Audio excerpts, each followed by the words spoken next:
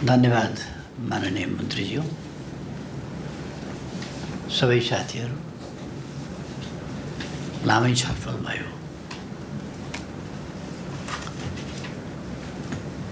विचारहरू व्यक्त भए। अब कन्क्लुजन भन्ने त बेग्लै प्रक्रियाबाट निकाल्नुपर्छ।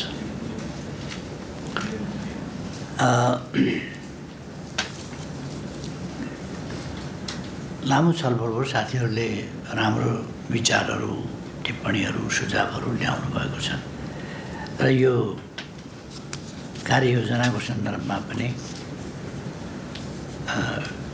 राम्रै कुराहरू, टिप्पणीहरू आएका छन्।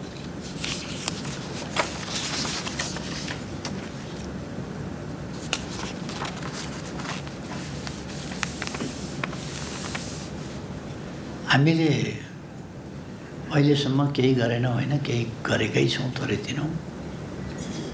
टुरिज्म बढेको छ, टुरिस्ट बढेका छन्, पूर्वाधार तयार गरेका छौँ।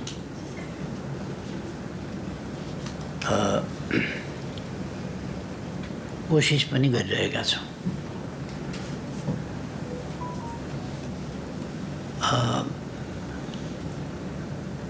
कनेक्टिभिटीबाटै सुरु गर्दा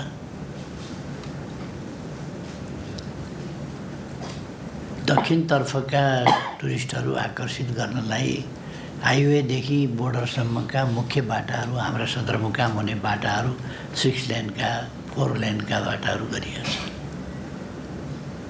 त्यसले सजिलो नभएको होइन।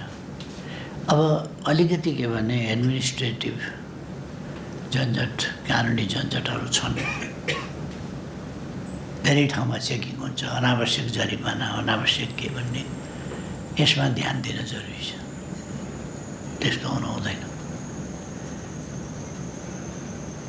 उत्तरतिरको कनेक्टिभिटीको सन्दर्भमा हामीले ट्रान्सपोर्ट ट्रान्जिट एग्रिमेन्ट गरेर 14वटा नाकाहरू खोलेका छौँ, बाटा पुर्याएका छौँ। अहिले कोर्ला नाका गाडीमा जान सकिन्छ। अब कति समय लाग्छ यो सिमीकोट पुग्न? पुगिसक्यो, गाडी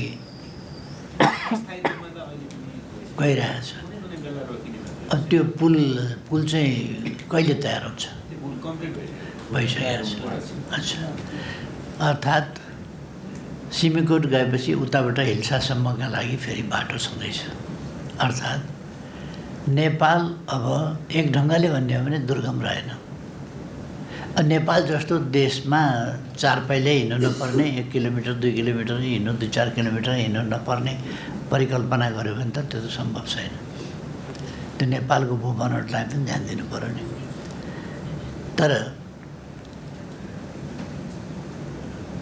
बाटाघाटाको सञ्जाल देशभरि पुगेको छ र जुम्लाको स्याउ काठमाडौँ कहिले ल्याउने हो भन्ने गीत गाइन्थ्यो अलिक अस्तिसम्म।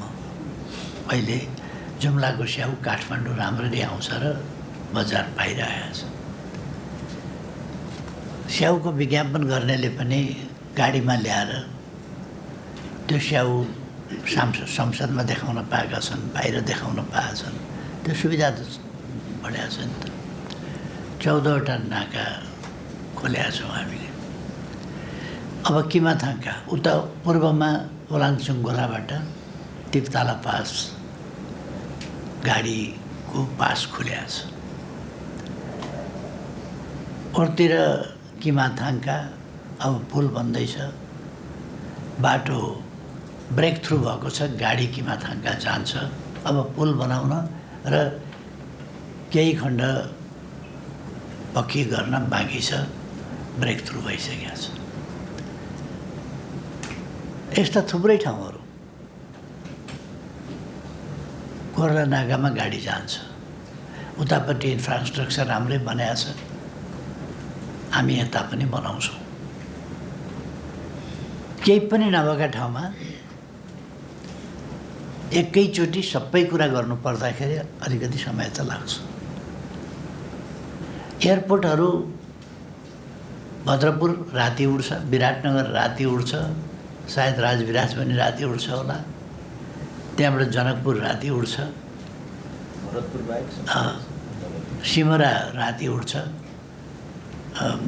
उसमा भैरवा राति उड्छ, वहाँ नेपालगञ्ज राति उड्छ, धनगढी राति उड्छ, सुर्खेत राति उड्छ। यति धेरै एयरपोर्टहरू राति समेत उड्ने गरीको फेसिलिटी बनाइएको छ। दिल्लीबाट मान्छे आउन पर्यो भने एयर फेयर महँगो छ भनेर बागडोगरा आउँछ, त्यहाँबाट झापा आउँछ। गाडीका लागि बाटाहरूको प्रबन्ध राम्रो छ अहिले, राम्रै बाटोबाट उनीहरू 1 घन्टामा सजिलोसँग आइपुग्छन् र त्यहाँबाट काठमाडौँ उडेर आउँछन्। सस्तो भाडामा काठमाडौँ आइपुगिन्छ। केही नभएको त होइन, केही भएको छ। केवल कारको कुरा चन्द्र ढकालजीले गर्नुभयो। कतिपय धार्मिक स्थल, कतिपय अरू मनोरञ्जनात्मक ठाउँहरू, कतिपय पर्यटकीय ठाउँ, कतिपय वातावरणीय अनुकूलताको हिसाबले बस्न जाने ठाउँहरू, राम्रा होटलमा बस्न जाउँ, शीतल वातावरणमा बस्न जाउँ, स्वच्छ हावामा सास फेर्न जाउँ भन्ने हो भने त्यस्ता पनि बनेका छन्। हामीले एकदम आत्मश्लाघा लिनुपर्ने र केही पनि हुँदै भएन भन्नुपर्ने अवस्था होइन। केही भएको छ तर पर्याप्त भएको छैन। पर्याप्त नभएका अहिले भर्खर सञ्चार मन्त्रीले भन्नुभयो, यत्रो वर्षदेखि कुरा चलेको छ युरोपको आकाश हाम्रा लागि प्रतिबन्धित छ, खुलाउनु पर्यो। जिद्दी किन गर्ने? त्यो सेपरेट गरिदिने नि, वेब म्यानेजमेन्ट र उसलाई चाहिँ सेपरेट गर्ने जिद्दी किन गर्नु परेको छ बेकार? हामीले त्यो अविलम्ब सेपरेट गरौँ, मन्त्रीजीको ध्यान जाओस्। त्यसलाई सेपरेट गरिदिने र अरू प्रिकसनका कुराहरूमा उनीहरूले भनेका त सेक्युरिटी सम्बन्धी कुराहरू न छ खास गरी। त्यो कुराहरूलाई किन हामीले चाहिँ ध्यान नदिने? ध्यान दिउँ। उनीहरूको कुरा पनि अर्गेलो छैन, होइन अर्गेलो छ। फ्रेन्च जहाज त वाइड बडी चाहिँ यहाँ आएर बकाइदा सेफली टेक अफ ल्यान्डिङ गरिराखेको छ, उडिराखेको छ त फ्रेन्च जहाज। अमेरिकन जहाज वाइड बडी के अरे सानो बडीवाला पनि त, न्यारो बडीवाला पनि त उडिराखेको छ त, उहिलेदेखि उडिएको छ, सेफै छ। अनि कतारबाट आएकै छ, फ्लाइ दुबई आएकै छ, अर्को आउँछ उता साउदीबाट आउँछ, अर्कोबाट आउँछ, विभिन्न ठाउँबाट आउँछन्, उडिराखेका छन्। इन्डियाको यति छ, थाइल्यान्डको यति छ, सिङ्गापुरको आइराखेको छ, चाइनाको जहाज आइराखेको छ, उडिराखेको छ। अनि त्यही फ्रेन्च जहाज आकाश ठिक छैन भन्ने हो भने यहाँ हामी उडाइराखेका छौँ, किन उडाउनु दिएर त्यो चाहिँ? त्यही फ्रेन्च वाइड बडी त हामी उडाइरहेका छौँ। अनि उनीहरू कहाँ सेफ्टी नभएको कि हाम्रोमा उडिराखेका छ, उनीहरू कहाँ जान दिँदै सेफ्टी छैन भनेर। काठमाडौँको सेफ्टी छैन भने युरोपमा उडाउँ न त। युरोपमा जान नदिने, काठमाडौँमा सेफ्टी छैन भने यो कुनै तर्ककै कुरा भएन। अहिले के भने प्रेसर क्या, अहिले एसियन सानो ठुला देशका बिचको चेपिएको अलि कुरा त त्यो पनि हो। नत्र भने यहाँको आकाश सेफ छैन भने कहिले कहिले मात्रै लैजाऊ, बढ्ता चाहिँ यतै उडाऊ भन्नुपर्ने नि त युरोपमा। त्यो त भनेको छैन नि, हाम्रोमा चाहिँ उडाउनु दिन्न भन्ने। उताको त आकाश अनसेफ त होइन होला, तर उल्टो तर्क लगाएकै छ। तर पनि हामीले त्यसमा टक्कर लिइरहन सक्दैनौँ, आवश्यक पनि छैन। त्यसअनुसार हामी एडजस्ट भएर जानु श्रेयस्कर छ। त्यसलाई चाहिँ नि खुलाउने र अगाडि बढ्ने, त्यो कुरामा हामी जान जरुरी छ। अरू यो एडमिनिस्ट्रेटिभ हर्डल भनेको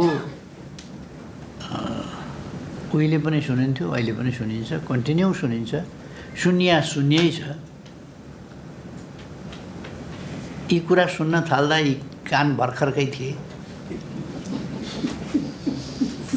कान बुढा भइसके, त्यही कुरा सुनिया छ, परिवर्तन केही पनि छैन। यो चाहिँ अति भयो क्या। के गरिरहेका छौँ त हामी? त्यही कुरा सुनिरहेका छौँ। त्यही कुरा सुनिरहेका छौँ। अरू थिए त्यही कुरा सुन्थ्यौँ, हामी आयौँ त्यही कुरा सुनिरहेका छौँ त फेरि। एउटा नम्बर जाने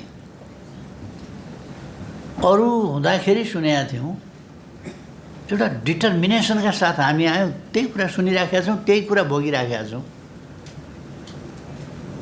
अनि यो परिवर्तन किन हामी गर्दैनौँ? साहसिक ढङ्गले गर्नुपर्ने कामहरू गरौँ, स्टेप लिउँ र रिफर्म गरौँ। एउटा न्यू डिपार्चर त्यो चाहिएको छ नेपाललाई। अब द्रुत गतिले सुशासन र विकासको बाटोमा अगाडि बढ्ने हो भने हामीले स्टेप लिनै पर्छ। अब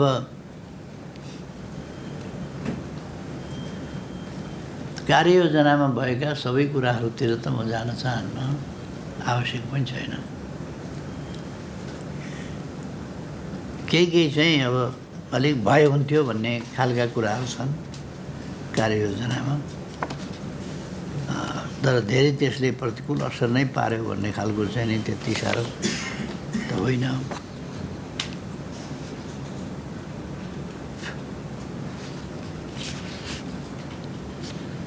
हवाई कम्पनीहरूको सञ्चालन दिगो रूपमा हुन नसक्नु, यो के भएको त? म एकपल्ट लुक्ला गएँ, 85वटा फ्लाइट रहेछ, 85वटा फ्लाइट त्यो दिन। उड्न र बस्न भ्याएको छैन। आएको छ गएको छ, आएको छ गएको छ, त्यति चलेको छ, फेरि पनि टिक्दैन।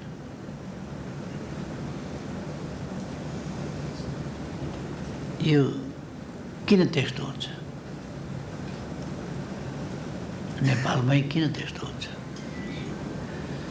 तसर्थ यस्तो कुराहरूलाई हामीले सिरियसली हेर्नुपर्ने आवश्यकता छ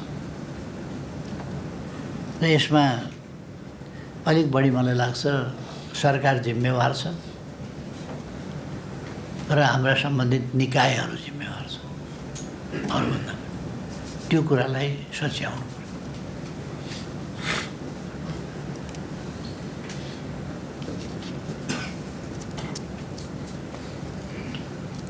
लोड अनलोड गर्ने कुरामा सानो कुरा, लोड अनलोड गर्ने कुरामा उपयुक्त लोड कहिले पनि जाँदैन।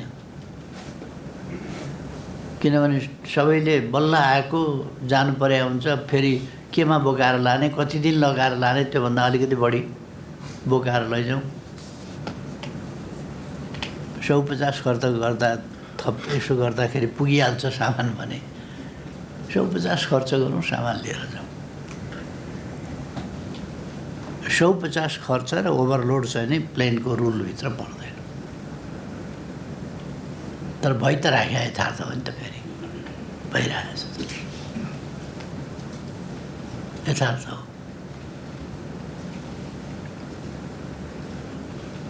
इमिग्रेसन, मैले अहिले नाम बिर्सेँ, श्रीलङ्काको एकजना मन्त्रीजी हुनुहुन्थ्यो, पाको मुठा जुङ्गा पालेको थियो, सेता जुङ्गा भएको। तेस्रो पल्ट नेपाल आउनुभयो। फर्किने बेला के भन्नुभयो भने, अब त पाको पनि भएँ, बैंसको भए पनि, कलिलो भए पनि फेरि नेपाल जेसुकै भए पनि आउँदैन, फेरि नेपाल आउँदैन। किन भन्दा 3 पल्ट आएँ, 3नै पल्ट सुटकेस छैन। क्लेम गर्दा पनि पाइएन, केही गर्दा पनि पाइएन, पाउँदै पाएन। 3 पल्ट आएको, त्यही पनि मन्त्री मान्छे।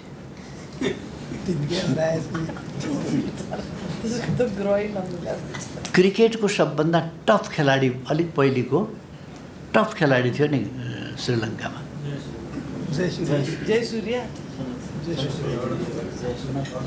अलिक अगाडिको मान्छे है, रणसिंहे जस्तै नाम छ। उनको त्यो मन्त्रीको छोरा हो त्यो खेलाडी चाहिँ। मन्त्री चाहिँ मैसँग, म पनि यहाँ मन्त्री थिएँ, लाज भयो। सुटकेस मात्रै भयो, म किनिदिन्थेँ, त्योभित्र के थियो अब कहाँबाट किने। कताबाट किन्ने, के थियो के चिज किन्दिने। सुटकेस मात्रै भयो, लाजैले पनि म किनेर पठाउँथेँ, या तिम्रो सुटकेस भइसक्यो, बरु 3वटै सुटकेस किनेर दिन्थेँ। तर तिनैपल्ट सुटकेस हरायो। सियाटलमा एकजना नेपाली बस्छन्, चितवनको,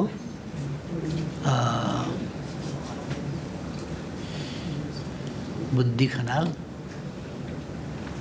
सियाटलमा बस्छन्, पढ्न गएका, इन्जिनियरिङ पढ्न अमेरिका गएका, इन्जिनियरिङ पढे, उतै जब गर्छन्। नेपाल आए, बिहे गरे, फेरि उतै गए। एयरपोर्टमा उनले अलिक मिले बिहे पनि गर्ने, नत्र अर्कोपल्ट बिहे गर्ने, बन्दोबस्त गरेर आउने भन्ठानेर अलि छुट्टी लिएर मुभी क्यामेरासँग बोकेर आएका भने उनले आफैले चलाइराखेको मुभी क्यामेरा, त्यो मुभी क्यामेरा पहिले 500 रुपियाँबाट तपाईँ त अब क्यानाडा बस्नुहुँदो रहेछ, के गर्नुहुन्छ? जागिर खान्छु, के पैसा, इन्जिनियर हुँ। इन्जिनियरको त धेरै जागिर हुन्छ नि त्यहाँ त, अलिअलि खाना पुग्ने हुन्छ भाइ। $500 दिनुहोस् न मलाई, किनिदिने $500। होइन, हामीलाई पनि त यसो तपाईँ बहुत धेरै कमाउनुहुन्छ हामीलाई। अब यो त घुस खाने कुरा हो बाबु, यो त हुँदैन भनेपछि अनि नदिने हो त $500 नदिने। अनि क्यामेरा यो बिल्कुल म अमेरिका बस्छु, वहाँबाट मैले चलाइराखेको क्यामेरा फोटो खिच्न लिएर आएको, कहाँबाट बिल, कुन जमाना किने क्यामेरा हो, कहाँबाट बिल यति बेर बज्यो। अनि घडी कुन बाँधेको छ, के कुन गरेको छ। अनि उनी अलिक पड्के, के हो यो नेपाल, हो यस्तो पनि हुन्छ, लुटखसट गर्ने यहाँ भने चोरी तस्करी के गर्न खोजेको आरोपमा इमिग्रेसन गिरफ्तार। एकजना मान्छेले इमिग्रेसनको अफिसमा देखेर चिनेछ, अनि तीर्थ किन यहाँ आइराखेको छ भने, तीर्थ हो तिनको नाम है, तीर्थ किन आइराखेको छ भनेर छक्क परेछ। अनि मैले पनि चिनेको मान्छे भनेर, त्यो तीर्थ त यहाँ रहेछ, के भएर त्यो इमिग्रेसनको कार्यालयमा कसरी छ, छुप लाएर बसिरहेको छ। मैले इमिग्रेसनको हाकिमलाई फोन गरेँ, यस्तो छ अरे त्यहाँ एउटा अमेरिका बस्थे तीर्थ खनाल भन्ने मान्छे आए त्यहाँ, छन् यहाँ, अनि के भएछ यहाँ अलिक सामानहरू अनियमित ढङ्गले ल्याएको ओरेको के मुद्दा लगाएर ल्याएको छ। यस्तो पनि हुन्छ तपाईँहरूको तरिका भने मैले त्यो क्यामेरा चाहिँ थपक्क झिकाउनुहोस्, बुझाउनुहोस् र मान्छे पठाउनुहोस्, यति हद पनि गर्ने तपाईँहरूले भनेर मैले उसलाई गाली गरेँ। उसलाई तीर्थलाई सोधेपछि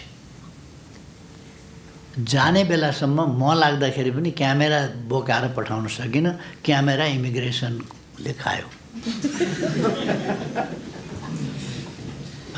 तीर्थ खनाल त्यहाँ चितवनको मान्छे, सियाटलमा इन्जिनियर छन् अहिले पनि।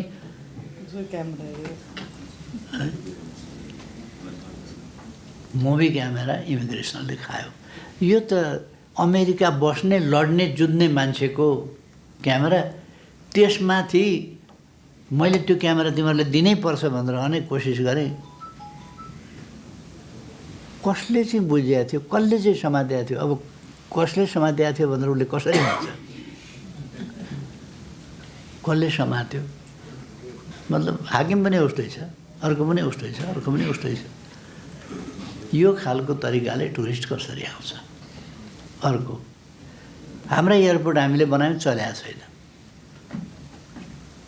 एउटा चाहिँ के भने अब पोखरा एयरपोर्ट बनाएको छ, ह्यान्डओभर भएको छ, ह्यान्डओभरको पेपर दिएको छैन। त्यो कन्ट्राडिक्सनको विषय नै होइन। तपाईँले ह्यान्डओभर गरेर लिनुभयो, बुझ्नुभयो भने ह्यान्डओभर बुझिलिएँ भनेर त पेपर दिए त भइगयो नि। उसले एयरपोर्ट तयार गरेको भन्ने, ऊ त ठेकदार हो नि कम्पनी त, उसले अर्को ठाउँमा ठेक्का गर्नुपर्छ, के गर्नुपर्छ, त्यसको त उसको त बढ्छ नि त मार्किङ, अथवा सञ्चालनमा के हुन्छ। अब मैले पनि भने त्यो बुझिसक्नुभयो तपाईँले भनेदेखि पत्र किन नदिने, बुझिसकेपछि पत्र दिनुहोस्। त्यो पत्र उनीहरूले पाएका छैनन्, पाउँदैनन्। किन अल्झाएको हो थाहा छैन, अल्झिया हुन्छ। बेठिक छ बेथिरी छ भनेदेखि त्यसमा कारबाही हुन्छ, त्यसमा खोजी गरौँ न। तयार भयो, चलिरहेको छ, अत्यधिक चापका साथ चलेको छ। बाहिरका कम आएका छन्, तर आन्तरिक फ्लाइट भन्ने हो भने अत्यधिक चापका साथ चलेको छ पोखराको एयरपोर्ट। अनि त्यति चापका साथ चलेको छ, ह्यान्डओभर भएको छैन। ह्यान्डओभर भइसक्यो, पोहोरै भएको 2 वर्ष भयो होला ह्यान्डओभर भएको। अब पत्र चाहिँ ह्यान्डओभरको दिएको छैन, पत्र किन नदिए ह्यान्डओभर। यस्तो कुराहरूले त्यो मान्छेहरूलाई बिच्क्याउँछ, फ्रस्ट्रेसन गराउँछ। हामी आफ्नो अहङ्कारमा छौँ, केमा छौँ त्यो थाहा छैन, जिद्दीमा छौँ अथवा केही चाहेका छौँ, खोजेका छौँ, त्यो म बुझ्दिनँ के हो त्यो, किन हुँदैन। बुझिसक्यो, बुझिलिएँ भन्ने कागज दिँदैन, बुझेँ मैले भन्ने कागज दिँदैन। त्यसमा कुनै लजिकै छैन क्या। तयार भएको छैन भने ह्यान्डओभर सेरेमनी त फोटै छ त, मैले हेरेको छु। ह्यान्डओभर सेरेमनी भएको छ, ह्यान्डओभर सेरेमनीमै सबै गरिसकेपछि त ह्यान्डओभर भयो भन्ने कागज त दिनुपर्थ्यो, दिएको छैन। अनि यस्तो जालझेल गरेर मान्छेलाई अल्मल्याउने, दुःख दिने गर्नु मुनासिब हुँदैन। यस्ता कुराहरू छन्। यो एडमिनिस्ट्रेटिभ हर्डल यताउता भनेको नि, यसमा ट्याक्स छ, उसमा के गरे, उसमा के गरेको छ, टुरिस्टहरूलाई हैरान पारेको छ। अनि अब ऊ आफ्नो खर्च अड्कल राखेको हुन्छ, यहाँ $500 एउटाले फाल्टु माग्छ, उसको बजेट त बिग्रिन्छ त। अनि कहाँबाट $500 दिन्छ, किन दिने $500? आकाकी सोची। यस्ता खालका थुप्रै घटना हुन्छन्। अब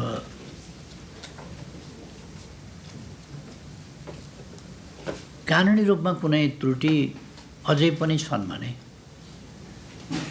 खरिद प्रक्रिया आदि इत्यादिका कुनै पनि त्रुटिहरू छन् भने, ती त्रुटिहरूलाई चाहिँ सरकारवाला सम्बन्धित साथीहरूले त्यो कुराहरू बताउँ, कुन कुन दफा कहाँ संशोधन गर्नुपर्छ, के गर्नुपर्छ, त्यो सरकार तयारै हुन्छ। सरकारलाई अप्ठ्यारो पारिदिएर, व्यवसायलाई अप्ठ्यारो पारेर कुनै फलिफाप केही हुने, लटरममा आम्दानी केही हुने त होइन नि सरकारलाई। त सरकारले त काम गर्नु छ, देशलाई अगाडि बढाउनु छ, विकासको काम अगाडि बढाउनु छ, लाभको अवस्थामा देशलाई लानु छ। त्यसकारण सरकारले त ठोस काम गर्न चाहन्छ। त्यसकारण के कस्ता नियमावलीमा अप्ठ्यारा छन्, हर्डल के छन्, अझ के भने यो डिस्कसनलाई अलिकति फिल्टर गरेर लानुपर्छ। आज अलिकति हतार हुने थिएन, हतार। अब बजेट पनि 15 गते आउँदैछ। बजेट 15 गते नै फेरि हाम्रो गणतन्त्र दिवस छ। 15 गते नै फेरि समय मिलाइकन मच्छिन्द्रनाथको भोटो हेर्न जानु छ। त्यही दिन हो सगरमाथा दिवस, अन्तर्राष्ट्रिय सगरमाथा दिवस पनि त्यही दिन। अब अन्तर्राष्ट्रिय सगरमाथा दिवस मे 29। मे 29 पनि त्यही भएर सगरमाथा दिवस त्यता पनि गर्नुपर्ने छ। अर्को थरी फेरि त्यही दिन रोजे चाहिने नचाहिने कुरा गरेर छैन। अब कोही ज्योतिषी अब यसो पल्टायो भने हुन्छ भन्यो, अनि अर्को निस्किन्छ, अर्को पातो पल्टाउँछ, हजुरबाबु भएन भने नाति त पक्कै भन्छ। त्यसो भए हिँड भाइ यो सडकमा भन्छ अर्काले। यो खालको तमासा पनि त्यसै दिन आइहाल्यो। यो सबै कुरा मच्छिन्द्रनाथको भोटो पनि हेर्नै पर्यो। हाम्रो परम्परा, हाम्रो संस्कृति, त्यो पनि हेर्नु पर्यो। संविधानले नै तोकिया छ, फेरि बजेट पनि त्यही दिन। अब गणतन्त्र दिवस जुन दिन थियो त्यही दिन नराखे भए पनि हुन्थ्यो नि। गणतन्त्र दिवस त पहिले नै आइसकेको थियो नि संविधान जारी हुनुभन्दा अगाडि। 20 गते राखे भए पनि हुन्थ्यो संविधान जारी गर्ने। अब चाहिँ संविधान संशोधन गर्दा यो गणतन्त्र दिवस त सार्न सकिँदैन। 15 गते एकपल्ट भयो, त्यही भयो। संविधान घोषणा गर्ने त दिन सार्न सकिन्छ नि, बजेट के अरे बजेट घोषणा गर्ने दिन चाहिँ नि सार्न सकिन्छ। संविधानबाट संशोधन गर्न जरुरी छ। यी सबै काम चाहिँ नि हाम्रो 15 गते नै भएको हुनाले अब कोही यता गणतन्त्र दिवसको तयारीमा लाग्नुपर्नेछ, कोही बजेटको तयारीमा लाग्नुपर्नेछ, कोही आउनै भएको छैन, कोही आउनै सक्नुभएको छैन, कोही अघि नै आएर उठेर फाटाफुट्टा हिँडिसक्नुभयो। यो किन अलिकति बढी हतार हो भने नत्र यस्तो गोष्ठी त्यति हतार हुँदैन थियो। यो अलि लामै हुने पनि हो, जस्तो सहभागिता छ त्यसअनुसार लामै हुने पनि हो। तर सिचुएसनले, परिस्थितिले गर्दाखेरि चाहिँ अलिकति त्यो भयो। यसलाई अलिक अब प्रतिनिधि पात्रहरू जम्मा बसेर एउटा आउटलाइन त्यहीँ ड्र गरेर पोइन्ट्सहरू बनाएर अनि त्यसलाई चाहिँ नि एनलार्ज गर्ने काम कसैले गरेर के गर्ने हो, कहाँ के गर्नुपर्छ त्यो ट्याक्कै गरिहाल्ने। अनि यो सैद्धान्तिक कुरा मात्रै गरेर हुँदैन, स्टेप के लिने हो, कदम के चाल्ने हो, निर्णय के गर्ने हो, त्यो चाहिँ ढ्याकढ्याक्ती गरिहाल्ने। त्यस ढङ्गले त्यसका निम्ति प्रस्ताव तयार भएपछि आएपछि सरकारले गर्छ, मन्त्रालयले गर्छ, मन्त्रालयभन्दा माथिबाट गर्नुपर्ने क्याबिनेटले गर्छ। तर के भने यसलाई लगभग यो 1 महिना जसोभित्र अथवा असारभित्र, 1.5 महिनाभित्र भनौँ न, असार जसोभित्र बजेट पास गर्नु पनि छँदैछ छन् त। तर पनि यसलाई पनि भ्याइन्छ, यो पनि गर्न भ्याइन्छ। ठोस कामहरू गरौँ र साउन 1 गतेबाट त नयाँ आर्थिक वर्षमा त कदमै चाल्ने गरी यस क्षेत्रमा पनि एउटा नयाँ एरामा प्रवेश गऱ्यौँ है हामी भन्ने गरी जानु पऱ्यो नि। नत्र कहाँदेखि साथीहरूले दुःख पाएको, प्रदेशबाट पनि मुख्यमन्त्री कोही पनि आउनु सक्नु भएन। किन आउनु सक्नु भएन भने बोलाएको पर्यटन मन्त्रीलाई मात्रै हो, त पर्यटन मन्त्रीलाई बोलाएको, मुख्यमन्त्री बोलाए पनि आउनुहुन्न थियो। उहाँहरूको पनि बजेट, अर्थमन्त्री भनेको आउँदै आउनुहुन्न थियो, बोलाए पनि आउनुहुन्न थियो। हाम्रा अर्थमन्त्री पनि बोलाएकै होला, आउनुहुन्न, आउँदिनँ भनेर भनिहाल्नुहुन्छ उहाँले। यसो भएर अहिलेको समय अलिकति त्यस्तै हो। अनि हिमाल देख्दाखेरि राम्रो लाग्छ, चढ्न चाहिँ सकिन्न क्या भन्नु, चढ्नु हुँदैन, तपाईँको आवश्यकता छ यहाँ हिमालमा चढ्नु। आवश्यकता यतै छ, हिमाल नचढौँ। म पनि जान्न, फेदसम्म यसो जाउँ, बेस क्याम्प यताउता भन्नेसम्म ठिकै छ। त्योभन्दा मासतिर चाहिँ फेरि कस्तो हुन्छ भने आरोही झर्दै गरे भेटियो भने त फर्किने बाहना हुन्छ, त्यही बाहना फर्क्यौँला। कोही पनि भेटिएन भने त गएकै कहाँ हो, गाह्रो हुन्छ नि। आरोही कोही फर्किँदै गरा भेटियो भने त बजै छ, त्यही एक बाहना। आरोही त फर्कियो भने म के गरौँ भन्ने हुन्छ। त्यसो भएर जे होस्, यसलाई आज धेरै राम्रो भएको छ। मलाई अलिक लामो लाग्यो किनभने मलाई सन्चै पनि थिएन आज, त्यस कारण पनि औषधि खाएरै आएको म, त्यस कारण पनि मलाई लामो लाग्नु त स्वाभाविक हो। तर म सहिहाल्थेँ, परिस्थितिले अलिक लामो पनि भयो, लामै हुने मिटिङ हो, लामै भयो, ठिकै हो। यतिको सबै साथीहरूले कन्साइज फर्ममै भन्नुभएको छ, लम्बेतान खास भन्नुभएको छैन कसैले पनि। र सबै क्षेत्रका माउन्टेनिङदेखि लिएर सबै क्षेत्रका आफ्ना कुराहरू आएका छन्। तर यसको सम्बन्ध फेरि कस्तो छ भने अब कृषिसँग पनि छ, उद्योगसँग पनि छ, व्यापार व्यवसायसँग पनि छ, यातायातसँग छ, कनेक्टिभिटीसँग छ। अब सञ्चार पुग्छ कि पुग्दैन भन्ने कुरा, टुरिस्टहरू चाहिँ हिमाल हिँड्छ, हिमालमा चाहिँ सञ्चार गाह्रो। त्यस कारण अब सञ्चारसँग त्यस्तै सम्बन्ध छ। यसरी एकदम धेरै कुरासँग जेलिएको जोडिएको सम्बन्धित भएको अन्तर सम्बन्धित भएको छ टुरिज्म। र टुरिस्ट जम्मा गर्ने भनेको एउटा कला हो। सुविधा आकर्षण दिन सक्नुपर्छ। मकाउमा के छ, केही हेर्न लायकको के छ, त्यो समुद्र चाहिँ जति त्यहाँ पुग्ने मान्छेले बाटैमा त्योभन्दा चाहिने भन्दा बढ्ता समुद्र हेरेरै गएको हुन्छ। त्यहाँ के हेरिरहनु, के छ र त्यहाँ भएका भन्दा राम्रा घर अन्तै हेरेर पुगेका हुन्छ।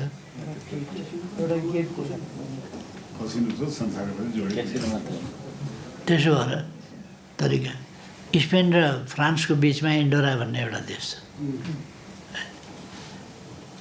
उसको 5 गुणा भन्दा त्यो जति त्यहाँका बासिन्दा छन् देशका बासिन्दाभन्दा पर्यटक 5 गुणा बढी सधैँ हुन्छ। र त्यहाँ प्राय घर छैन, होटल मात्रै, साना होटल ठुला होटल। होमस्टे भन्ने त्यहाँ त्यति साह्रो चलन छैन, किनभने धेरै जस्तो त होमस्टे त हुन्छ नि, मान्छे बस्छन् पनि त्यहीँ, होटल पनि त्यही हो, आफै चलाएका हुन्छन्। त्यस्तो परिवारले चलाएको हुन्छ, कहाँबाट मान्छे ल्याउने, आफै होटल चलाएका हुन्छ, तर एकदम आकर्षक बनाएको हुन्छ। र त्यहाँ मान्छेलाई आकर्षण दिएको हुन्छ। अनि मान्छेलाई फेरि जाउँ हुने खालको नि, यता छाम्या छ उता छाम्या छ। अब हाम्रोमा खानतलासी गरेको मिलेन भनेर आपत्ति जनाउनुपर्छ। त्यो खानतलासीको तरिका मिलेन भनेर आपत्ति जनाउनुपर्छ। जनाइराखेको छु त, हिजो मात्रै मैले कता पेपरमा पढेको थिएँ। महिलाले नै के अरे खानतलासी गरेको, तर महिलाले नै आपत्ति जनायो। यो के तरिका हो खानतलासी गर्ने, कतिसम्म कसरी गर्ने खानतलासी भने, हदै गर्न त भएन नि भनेर आपत्ति जनाएर। अब हाम्रोमा जहाँ टेको त्यहीँ पहिरो जाने भन्छ नि एउटा गीतमा, त्यसै जहाँ छोयो त्यहीँ बिग्रियो, जहाँ छोयो त्यहीँ बिग्रियो। मान्छे आउँछ चेक जाँच त्यहीँ बिग्रियो, खानतलासी गऱ्यो त्यहीँ बिग्रियो, सामान जाँच्यो त्यहीँ बिग्रियो। कसैका सुटकेस नखुलेको भेटिँदैन। ढुक्क होस् न एउटा स्थिति, उताबाट भन्छ उताबाट एकदम राम्रोसँग हाम्रा अगाडि जाँचेर पठाएको, त्यो त गरेर पठाउँछ नि त उसमा ट्रेनमा, त्यो पठाइन्जेलसम्म सब ठिक छ। यहाँ आएर त्यसैबाट निस्किँदाखेरि अब अघि नै चेनसेन खोलिसकेको छ। यस्तो खालको त्यो यो स्थितिलाई हामीले फेर्नुपर्छ। शिक्षा दीक्षा दण्ड सजाय प्रेरणा प्रोत्साहन सबै चिज गर्नुपर्छ। र मुख्य रूपमा ठिक पोलिसी, दृढ कार्यान्वयन, पोलिसी ठिक ढङ्गले निर्माण गर्ने र त्यसको दृढ कार्यान्वयन गर्नुपर्छ। यसका लागि मन्त्रालयले आजको डिस्कसनलाई केन्द्र मानेर यसका लागि इनिसिएसन लियोस्। अनि त्यस इनिसिएटिभबाट अरू यसलाई न्यारो डाउन गरेर अगाडि जाउँ। कतिपय यसमा बहुतै सिरियस कुरा छन्, तर समाधान भनेको छैन यसले। यो समाधान भन्न डराएको छ, यो समाधान भन्न सकेको छैन, जिब्रो चपाएको छ। यसमा जिब्रो चपाएर त कसरी काम चल्छ र, केहीमा पनि काम चल्दैन। जिब्रो चपाएर खुलस्त गर्नुपर्छ, डिस्कसनमा कुराहरू आउनुपर्छ। अनि ठिक छ, अब म सबै साथीहरूलाई हार्दिक धन्यवाद भन्न चाहन्छु। राम्रो छलफल भयो, राम्रा निष्कर्षहरू निस्किए। फेरि अर्कोपल्ट हामी बस्दा